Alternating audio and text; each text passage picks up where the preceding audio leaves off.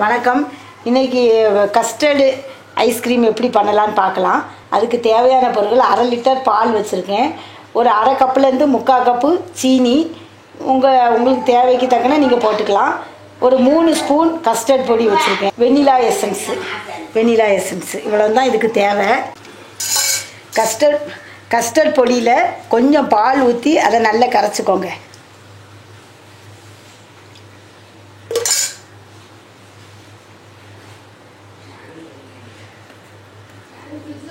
மீதி உள்ள பாலை நம்ம காய்ச்சிடலாம். சீனி போட்டு நம்ம காய்ச்சிடலாம். இதை நல்லா நம்ம காய்ச்சிடலாம். இது ஒரு கொதி வந்த உடனே நம்ம இந்த கரைச்சி வச்சுருக்கிற கஸ்டர்ட் பொடியை அதில் ஊற்றிடலாம். ஒரு கொதி வந்தாச்சு,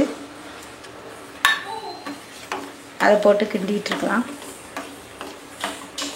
இப்போ இது கட்டி ஆயிடுச்சு. இப்போ நம்ம அடுப்பை ஆஃப் பண்ணிவிட்டு நம்ம வெண்ணிலா எசன்ஸை விட்டுடலாம். ஒரு 2 ட்ராப்ஸ் விடுங்க, கொஞ்சம் விடுங்க வெண்ணிலா எசன்ஸு. ஆறின பிறகு ஃப்ரீசரில் வைங்க. வச்சுட்டு ஒரு 3 ஹவர்ஸ் வச்சிங்கன்னா அது ஒரு கட்டி ஆகிரும். அதுக்கப்புறம் மிக்சியில் போட்டு நல்லா அரைச்சிட்டிங்கன்னா ரெடி ஆகிரும். எப்படின்னு பார்க்கலாம்.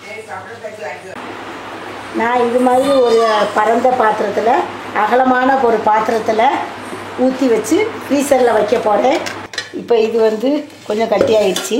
இப்போ நம்ம இதை மிக்சியில் நல்லா அரைச்சிடலாம், கிரைண்ட் பண்ணிடலாம்.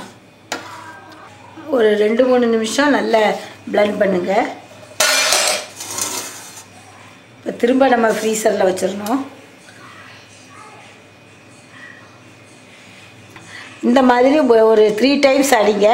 அடிச்சுட்டு ஃப்ரிட்ஜில் வைங்க. திரும்ப எடுத்து ஒரு நல்ல கொஞ்சம் கட்டியான உடனே திரும்ப கிரைண்ட் பண்ணுங்கள். திரும்ப ஃப்ரிட்ஜில் வைங்க. அப்படி ஒரு 3 டைம்ஸ் பண்ணுங்கள். இப்போ கஸ்டர்டு ஐஸ்கிரீம் ரெடி ஆகிடுச்சு. இதை எப்படி சர்வ் பண்ணலான்னு பார்க்கலாம்.